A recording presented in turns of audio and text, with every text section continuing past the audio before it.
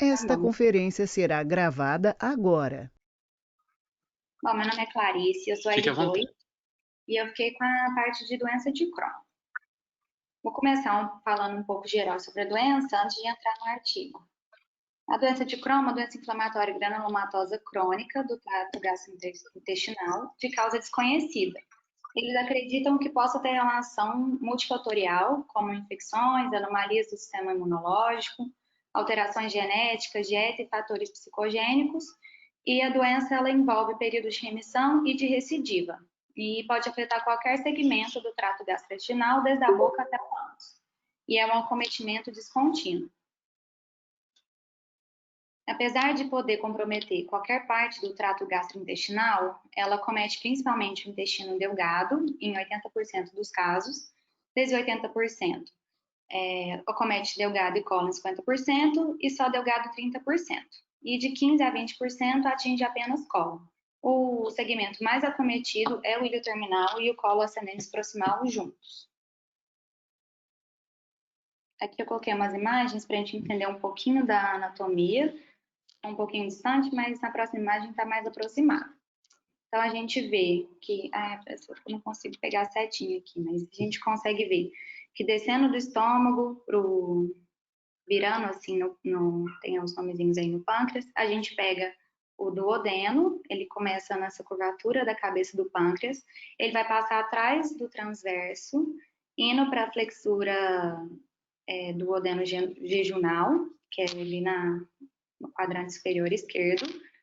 O duodeno, o jejuno, ele vai estar localizado num quadrante superior esquerdo, enquanto o ilho ele vai estar localizado num quadrante inferior direito. Então, é como se a gente passasse uma linha transversal no meio do fígado, oblíqua no meio do fígado, e a gente vai ver que em cima, na parte no quadrante superior esquerdo, a gente vai ver o jejuno, e no quadrante inferior direito a gente já vai ver o ilho.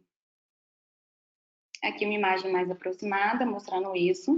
Então, a gente vê, passando ali do pâncreas, vai ser a flexura do duodeno jejunal. No quadrante superior esquerdo, a gente vai ver o jejuno e no quadrante inferior direito, o ilho. Aqui a imagem mais aproximada, agora tirou o transverso, então a gente consegue ver direitinho o duodeno, indo na flexura do duodeno jejunal, seguindo com o jejuno, e o ilho mais para baixo, ali perto do seco do apêndice, mostrando o intestino grosso também. O intestino grosso ele vai estar mais periférico, enquanto o intestino delgado ele vai estar mais central. Aqui uma imagem na radiografia baritada mostrando isso. Então, a gente vê que o jejuno ele vai estar localizado no quadrante superior esquerdo, enquanto o ilho vai estar localizado no quadrante inferior direito. Para diferenciar o jejuno do ilho, a gente tem também, o jejuno tem uma maior quantidade de válvulas coniventes, mais espessas. A espessura do jejuno também é maior do que a do ilho. Então, a gente vê esse ilho um pouquinho mais fino, né, com menos válvula conivente do que o jejuno. A doença de Crohn, ela inicia primeiramente com alterações da submucosa, como a hiperplasia linfóide e o linfedema. As úlceras, primeiramente, elas são úlceras aftoides, pequenininhas, que vão coalescer, formar úlceras maiores, úlceras lineares, e vai desenvolver por uma aparência ulceronodular ou em paralelepípedo. Então, a progressão vai começar primeiro na mucosa submucosa, estendendo-se até a serose, então uma inflamação transmural, podendo atingir também em fases mais graves da doença, mais tardias, o mesentério e órgãos adjacentes, que seria a fase extramural. Aqui mostrando uma imagem de uma radiografia de um trânsito intestinal com a ressonância do mesmo paciente.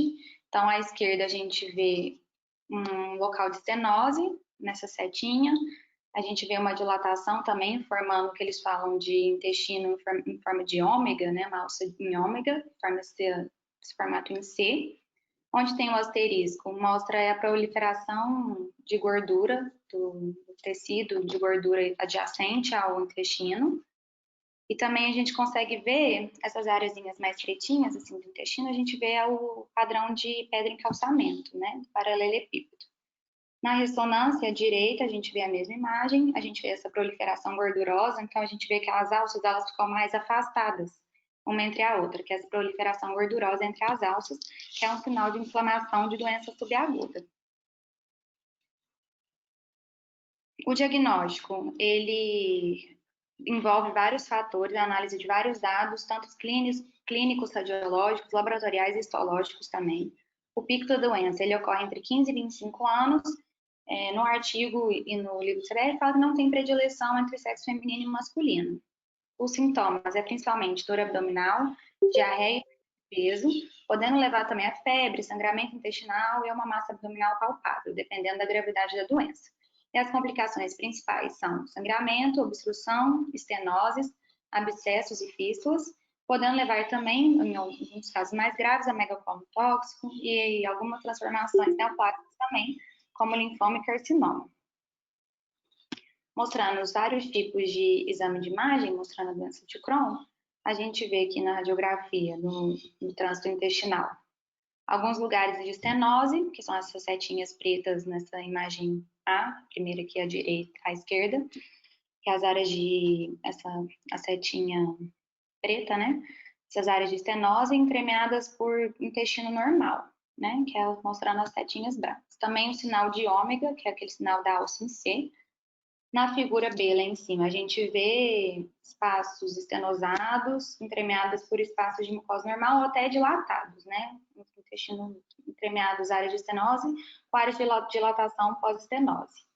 E lá embaixo a gente vê o sinal da corda, que é uma área longa de estenose do intestino, e atrás dele a gente vê algumas áreas de dilatação pré-estenótica ou até a pedras em calçamentos, na setinha preta lá embaixo. A ultrassonografia, ela vai mostrar para a gente alguns fatores da doença, como a dilatação ou espessamento da parede do intestino. Vai ver também a presença de inflamação, como a presença de líquido, o borramento da gordura adjacente, aumento da espessura. E mostra também no estudo Doppler, quando tem um fluxo aumentado, mostra sinais de inflamação aguda. Na tomografia, é importante a gente fazer o contraste oral para obter a distensão intestinal adequada e dessa maneira conseguir ver a real espessura da parede e o calibre das alças. E o contraste endovenoso é importante que a gente veja o realce da parede, que vai mostrar uma atividade inflamatória atual. Então, na imagem, a gente consegue ver um intestino delgado de espessura dilatada. Nessa setinha preta mostra uma úlcera entrando na mucosa intestinal. A gente vê também como se fosse um sinal do alvo, né? A gente pode ver também quando está o intestino, tem umas imagens melhores na frente, mostrando a estratificação da parede intestinal. Os sinais específicos que a gente consegue ver na tomografia é o espessamento de 1 a 2 centímetros da parede intestinal, com a estratificação de camadas, que é o sinal do alvo, úlceras parietais e fissuras transmurais. E também a gente consegue ver as complicações da doença, né? Principalmente fístulas, abscessos. Na evolução subaguda, a gente vai ver a proliferação fibrogordurosa do mesentério, com o sinal, e também o sinal do pente, que é o engorduramento da vasa reta. Na fase crônica, a gente vai ver estenoses segmentares, deformidade de alças com pseudodivertículos e quadros de obstrução. E pós-contraste, a gente vai ver, quando a gente vê o realce, é um sinal de atividade da doença. Então, nessa imagem aí, a gente consegue ver o espessamento aí do ilho terminal, o espessamento da parede, e tem um pouquinho de engurgitamento dos vasos ao lado e a proliferação da gordura adjacente. Aí a gente vê no intestino delgado, a gente vê um espessamento da parede nessa primeira imagem em cima. O lumen está dilatado por causa do contraste oral. Na imagem do lado à direita, a gente vê o engurgitamento dos vasos da vasa recta, que é um sinal também da atividade subaguda. Embaixo a gente vê a dilatação também comprometendo o sigmoide. E na direita, na última imagem, a gente vê essa proliferação gordurosa em volta da alça. A gente vai ver esse distanciamento das alças, essa proliferação gordurosa. A gente vê uma alça mais afastada da outra. Nessas imagens, a gente consegue ver também, na imagem lá em cima à esquerda, uma estenose com o espessamento da parede do intestino delgado. À direita, a gente vê um sinal inflamatório bem importante, né, com borramento da gordura. Embaixo também a gente vê estenose, borramento e em volta no asterisco a proliferação do tecido gorduroso. Mostrando mais em uma imagem, aí dá para ver melhor o sinal do alvo, né? A gente vê essa estratificação da parede do intestino. Então, a gente vê que a camada mais interna é um pouquinho mais realçada, que é a da mucosa. Na submucosa, a gente já vê uma proliferação de tecido gorduroso, então fica essa camada estratificada, né? A gente vê na parede do intestino ele de várias cores. E nos lugares de asterisco também a proliferação gordurosa. Nessa imagem embaixo, a gente já vê uma complicação perianal, né? A gente já vê uma fístula, onde está essa setinha branca, uma das principais complicações da doença de Crohn. Onde tem essas setinhas pretas é mostrando áreas de intestino normal, né? Então a gente vê que é uma doença, tem áreas de acometimento e áreas de intestino normal também. A ressonância magnética. A gente também vai usar o contraste oral, preparo com contraste oral, pode ser bifásico ou negativo. O bifásico, ele vai ter uma fase T1, é o contraste oral na fase T1 vai ser baixo sinal, e no T2 vai ter alto sinal. E as principais fases que a gente vê na ressonância para avaliar a doença de Crohn é as fases ponderadas T1, T2 e após contraste. A gente vai avaliar na ressonância magnética o espessamento mural, a intensidade de sinal na parede, na gordura adjacente, o acometimento de órgãos adjacentes e o padrão de vascularização. E a ressonância magnética é muito importante para a doença perianal e na detecção de fístulas e abscessos também. Mostrando uma imagem de ressonância magnética. À esquerda a gente vê, onde está mostrando a setinha, um segmento do ilho acometido, a gente vê áreas de estenose, de espessamento de parede. Onde tem o asterisco, a gente vê proliferação da gordura, então a gente vê que essa alça está mais afastada das outras alças. E à direita a gente vê o sinal do pente, que é o sinal da engorgitamento dos vasos que irrigam, né, esse segmento do intestino, engorgitamento da vasa reta. A gente vê esses sinaizinhos aí, como se fosse um pente mesmo, né? A gente vê um intestino, saindo do intestino, uns segmentos retinhos, assim, que vou sair aqui da coisa só para mostrar, com a setinha. Aqui, esse aqui é o sinal do pente, que é esse engorgitamento dos vasos que irrigam o intestino.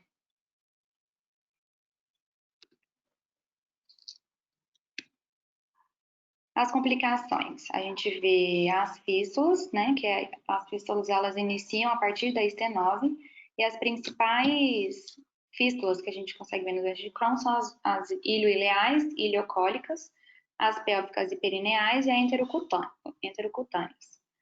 A doença perineal ela vai acometer de dois terços dos pacientes com envolvimento do colo e um quarto dos pacientes com envolvimento do intestino delgado.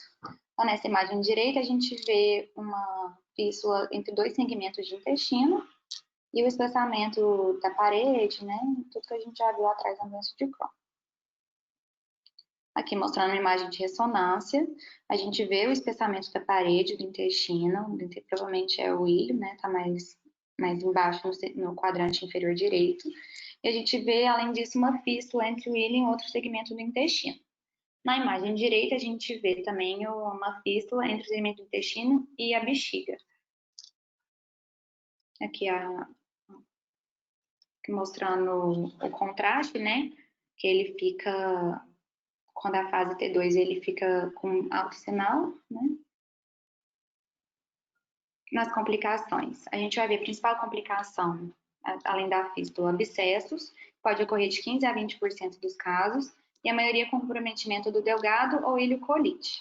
As neoplasias, elas podem ocorrer de 4 a 20 vezes maior numa população do que em comparação com a população geral, e acomete os jovens 30% das vezes antes dos 40 anos. A doença no retal, como as fístulas, fissuras, hemorroidas internas e abscessos, também acomete bastante na doença de Crohn.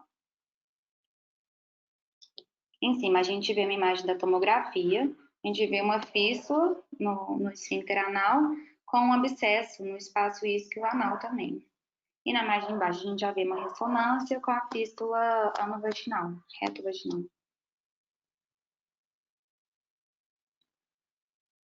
Mais imagem mostrando complicações com fístulas. Aqui é uma fístula grande, retovesical. A gente mostra na imagem em vários tipos de sequência, né? Embaixo tem um, aqui à direita tem dois. Aqui só para citar as manifestações intestinais, porque são várias, né? Na pele, a mais conhecida é o eritema nodoso, nas articulações, artrite, sacroileite, os olhos pode acometer como uveíte, no fígado e vias biliares. Pode ter várias formas de acometimento também, colelictise, esteatose, cirrose, a colangite esclerosante primária, que é mais comum na retocolite ulcerativa. Nos rins, a gente pode ver nefrolitise, no pulmão, bronquite, asma. Aqui eu trouxe esses quadros para a gente ver quais os tipos de exame mais utilizados. São quadros da American College of Radiology, que mostram os exames mais utilizados hoje em dia. Então, a gente vê que a tomografia, a enterografia, é a mais usada em quase todos os casos. Então, nesse primeiro caso, a gente trouxe um caso de adulto com sintomas iniciais, na suspeita de doença de Crohn. Então, a enterografia, ela tem o valor 9, né? Quase que o total, os mais indicados. A ressonância magnética vem logo atrás, seguido pelo raio-x com contraste, a CT de abdômen com contraste normal, o raio-x aí vem embaixo, né? Por último, o ultrassom, então a gente vê que no quadro inicial, principalmente adulto na suspeita de doença de Crohn, a gente vai usar primeiramente a tomografia, a enterografia, né? A gente tem que tomar cuidado no uso da enter-UTC pelo uso de radiação. Então, são pacientes que vão fazer muito uso de exames de imagem, né, no acompanhamento da doença. Então, eles descobrem a doença muito cedo. Então, durante a vida, eles vão fazer muitos exames de imagem. Então, a gente tem que tomar cuidado com a tomografia pelo uso de radiação ionizante. Então, no caso de criança, também num diagnóstico inicial, a gente também vai usar primeiro a enterografia por tomografia, sendo que a ressonância também pode ser usada, tem o mesmo valor, mesma acurácia, né?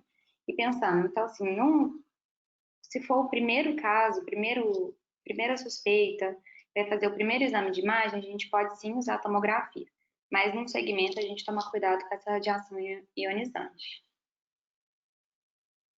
Um adulto com doença de Crohn já conhecida, mas tem uma exacerbação aguda, como febre ou dor abdominal ou leucocitose, a gente vai usar a tomografia de abdômen, também com contraste, ou a enterografia.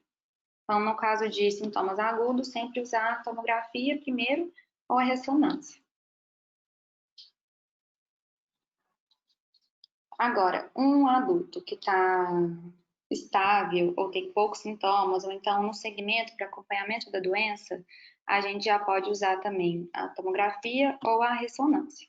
E lembrar que a fase da tomografia, a gente tem que usar sempre uma fase só a fase direto do intestino, para evitar o aumento, né, da radiação ionizante no paciente. Já na criança, por causa do uso de radiação ionizante, a gente vai preferir primeiro a ressonância, usando antes da tomografia até o ultrassom de abdômen. Então, ele vai ficar em terceira posição. Falando um pouco do artigo, o artigo ele é um artigo bem teórico mesmo, fala dos métodos seccionais de imagem, né? Tem a avaliação da atividade inflamatória da doença de Crohn por métodos seccionais de imagem. Ele vai falar basicamente da enterografia por ressonância e por tomografia. Então, o objetivo vai ser revisar os principais aspectos técnicos dos exames, as suas indicações, contraindicações, as limitações e características de imagens da enter-UTC e da enter-ressonância na avaliação da atividade inflamatória da doença de Crohn. Então, a enter-UTC e a enter-ressonância vai mostrar principalmente o acometimento da parede intestinal, as manifestações extraintestinais, as características das lesões e as complicações, mas também vai quantificar a doença inflamatória intestinal. É importante a gente monitorar a doença, a intensidade da inflamação, a recidiva, para avaliar a eficácia do tratamento e descartar algumas complicações e prevenir a progressão da doença. Então, por isso que o paciente com doença de Crohn tem que ser sempre acompanhado e fazer exames periódicos, mesmo que não tenha algum sintoma agudo, né, alguma recidiva da doença. A endoscopia sempre foi o padrão ouro para avaliação da atividade inflamatória, mas ela apresenta algumas limitações. Então, ela não permite avaliação de todo o intestino delgado e não permite o diagnóstico de algumas das principais complicações da doença. Então, é aí que entra a tomografia e a ressonância como exames complementares. Falando um pouco da enter-UTC. A TC de abdômen é uma TC de abdômen total, com protocolo direcionado para avaliação do intestino delgado. Então, a diferença da entero-TC para uma tomografia de abdômen padrão vai ser que a enterotomografia vai ter cortes mais finos, que permitem a realização de reconstruções multiplanares com elevada resolução espacial. A gente vai fazer apenas a fase de contrastação entérica, então não precisa fazer a fase sem contraste ou fase de contraste mais tardios. Então, vai ser apenas a fase entre 45 e 60 segundos após a injeção do meio de contraste EV. E a gente vai realizar a distensão das alças do delgado para melhor avaliação das suas paredes pelos meios de contraste orais neutros, como a água, leite, manitol, sorbitol, a metilcelulose ou soluções com polietileno glucol, que é o PEG, que é o mais utilizado no nosso meio. E a gente vai ver que a entero-TC teve uma distensão satisfatória quando o calibre do intestino delgado for maior que 2 centímetros. O volume do contraste ele vai variar de 1,5 a 2 litros, então ele vai ser administrado de maneira ritmada e constante durante 45 a 60 minutos antes do exame. Então, de 5 em 10 minutos, o paciente vai beber um copo até acabar com 1,5 litro e 2 litros, então vai ser durante 45 a 60 minutos. E logo assim que terminar de tomar o contraste, já vai para a mesa, já tem que fazer o exame, para ele não sair do intestino delgado. A gente vai usar também agentes procinéticos para garantir um adequado fluxo de contraste nas alças de delgado e obter uma adequada distensão. O contraste iodado EV, ele vai avaliar o estado da mucosa intestinal e vai caracterizar algumas complicações inerentes à doença. As vantagens da enterotomografia em relação à ressonância, ela é um exame mais um exame mais disponível, tem um tempo e custo de exame menor, tem menos artefatos de movimento, né? É um exame que a gente faz no intestino, então tem a peristalse. Então, como é um exame mais rápido, vai ter menos artefatos de movimento. Tem uma melhor resolução espacial. Geralmente não há necessidade de sedação do paciente e permite o uso em pacientes com o uso de dispositivos metálicos, percapaço. Então, para a gente decidir se a gente vai usar a enterotomografia ou a enteroressonância, a gente tem que olhar alguns fatores. Então, a gente vai optar pela enterotomografia naqueles pacientes acima de 35 anos, naqueles pacientes que têm suspeita de sepse ou coleções intraabdominais que podem necessitar de intervenção, quando é a primeira enterografia em pacientes com sintomas agudos, quando a gente quer excluir outras causas de diarreia e quando há contraindicação à ressonância magnética. Aqui mostrando um exame de enterotomografia. Na setinha reta lá embaixo, na foto A, a gente vê o espessamento da parede com o realce mucoso. Na setinha curva, a gente vê a ingurgitação dos vasos, né? Então, é o sinal do pente. E à direita, a gente só mostrando o segmento estenosado maior, né? Nos dois lados, a gente vê a dilatação amontante após a estenose, tem esse espessamento da parede e o realce mucoso. Na enteroressonância, tem um contraste oral ou via sonda nasojejunal. A sonda nasojejunal, que é também chamada de interóclise, apesar de ter uma melhor qualidade do contraste, é uma maneira mais agressiva, né, com o paciente. Os pacientes vão aceitar mais o contraste oral, então a gente usa normalmente o contraste oral. O contraste que a gente vai usar é o bifásico, aquele que eu falei lá atrás. Então, ele vai ter um baixo sinal em T1, então vai facilitar a avaliação do realce da mucosa intestinal após o contraste endovenoso, e vai ter um alto sinal em T2, para mostrar a melhor avaliação anatômica e da progressão do contraste entérico. E também vai ser o mais utilizado é o polietileno glucol, que é o PEG. O contraste endovenoso também vai ser importante para mostrar as áreas de realce mucoso. Na enteroressonância, a gente vai avaliar, a gente pode ter uma avaliação dinâmica do realce, da distensibilidade e motilidade das alças intestinais, mas tem uma preocupação importante com a exposição contínua ao gadolínio, principalmente nos pacientes pediátricos. Então, alguns protocolos sem uso de contraste já estão sendo usados, e no artigo fala de estudos recentes que acreditam que o contraste não é tão necessário para avaliação da atividade inflamatória do intestino delgado nesses pacientes pediátricos, mas que ela é importante que o contraste é importante na avaliação da doença penetrante perianal. A gente vai usar também agentes antiespasmódicos, como a butilecopolamina, que são úteis na redução da peristalse e consequente redução dos artefatos de movimento. As sequências mais utilizadas é T1, T2 e difusão. Tem a sequência Cine também, que a gente avalia peristaltismo, que a gente faz antes de dar a butiloscopolamina para o paciente.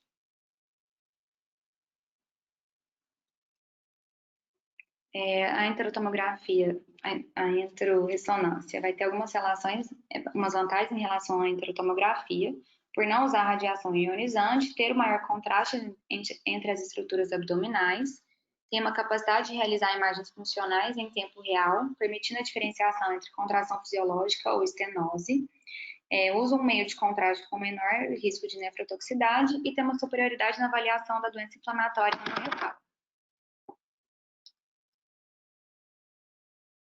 Então, quando a gente vai optar pela enteroressonância? Quando a paciente já tiver uma enterotomografia anterior, em pacientes menores de 35 anos e em gestantes, para avaliar a resposta terapêutica em fases não agudas da doença, na suspeita de fístula perianal e em pacientes com alergia ao meio de contraste iodado. Aqui mostrando duas imagens na ressonância, uma T2 e outra T1 pós-contraste. A gente vê a estratificação da parede do intestino, a gente vê à direita o realce pós-contraste, né? E esse aumento da parede e essa estratificação da parede do intestino. E você vê que em volta, aquilo que eu falei da hiperplasia, né, do tecido gorduroso adjacente, a gente vê que essa alça está muito distante do resto das outras alças do intestino. Então, é essa proliferação gordurosa da fase subaguda da doença. A gente vai ter alguns critérios que são indicativos de atividade inflamatória. Então, quando a gente tem um paciente que já tem o diagnóstico de doença de Crohn ou tem suspeita, tem alguns aspectos que devem ser avaliados, como a espessura da parede intestinal, a atenuação ou sinal da parede, a intensidade padrão do realce parietal, a extensão do acometimento da doença e a presença de lesões salteadas, que é um marco da doença de Crohn, a presença de estenose e dilatação pré-estenótica, a presença de fístulas e abscessos, o aumento da vascularização da vasa reta, o sinal do Pente, a proliferação gordurosa, indicando a cronicidade do processo inflamatório, identificação de adenopatia mesentérica ou trombose da venosa mesentérica pode aparecer também, e envolvimento extraintestinal da doença. Aqui mostrando um pouco da estratificação. Então, quando a atividade inflamatória, o espessamento parietal do intestino delgado ou do colo é segmentar assimétrico descontínuo associado à estratificação parietal causado pelo hiperrealce da mucosa ou edema submucoso. A gente vê que a gente consegue ver várias camadas na parede na doença de Crohn.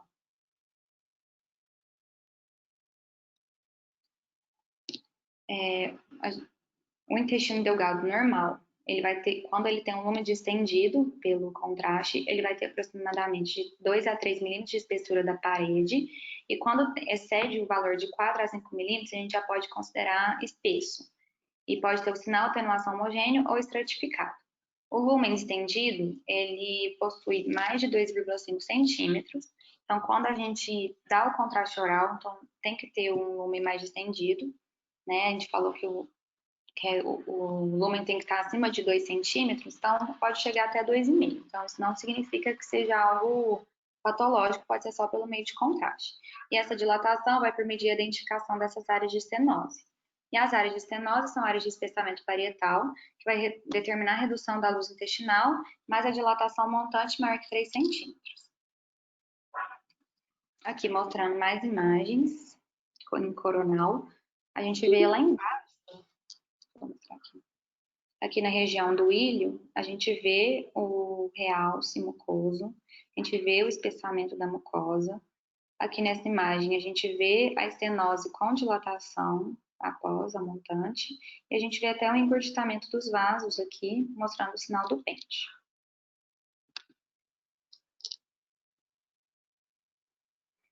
Nessa outra imagem, a gente vê também naquela região lá embaixo, né, provavelmente é o ilho, a gente vê o realce da parede, o espessamento com áreas de estenose, e a gente vê esse borramento da gordura adjacente mostrando um processo inflamatório.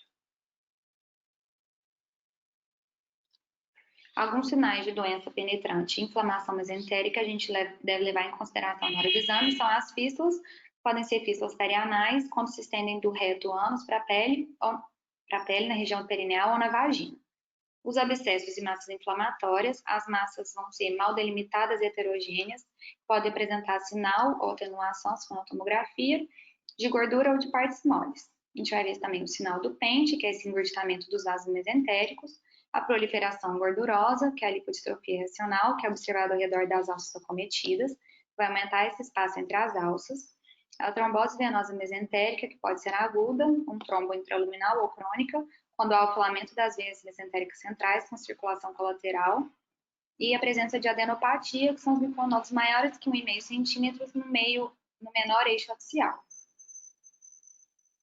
Aqui mostrando mais imagens. Então, à esquerda a gente vê lá embaixo aqui, no quadrante inferior, a parede espessada, o sinal do pente, que é engurgitamento, a gente vê um afastamento da alça em relação às outras, e aqui já mostrando um sinal inflamatório maior, com provável abscesso.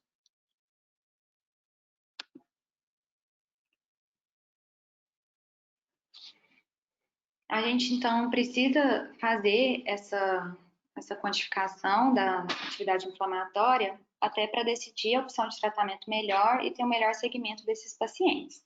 Então, a ileocolonoscopia é o padrão ouro para estabelecer a gravidade da doença. Então, tem até um quadro, né, um index, que é Crohn's Disease Endoscopy Index of Severity. Então, vai mostrar a presença ou ausência de 4 parâmetros endoscópicos, como úlceras superficiais, úlceras profundas, se tem ou não estenose ulcerada, e a extensão e o número de segmentos acometidos pela doença.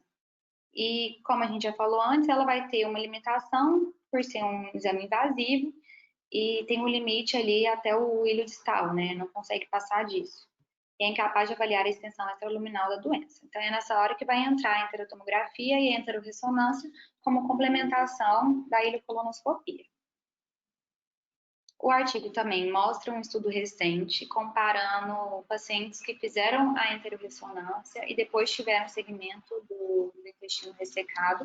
Então, eles compararam os achados na ressonância e os achados histopatológicos. Então, eles consideraram significantes os achados como a espessura, o realce e a intensidade de sinal da parede em T2, e o sinal perimural em T2 e o sinal do pente. E consideraram sem significância estatística o padrão de realce e as dimensões de realce linfonodais. A difusão também foi considerada nesse estudo de boa acurácia na detecção de processo inflamatório, no monitoramento terapêutico da doença de Crohn e também é um bom preditor do risco de retenção da cápsula endoscópica, nos exames que eles fazem com cápsula endoscópica. Então, concluindo o artigo, para o manejo e o tratamento, a gente tem que saber a extensão e a gravidade da doença, ver sinais de atividade inflamatória aguda e se tem complicações.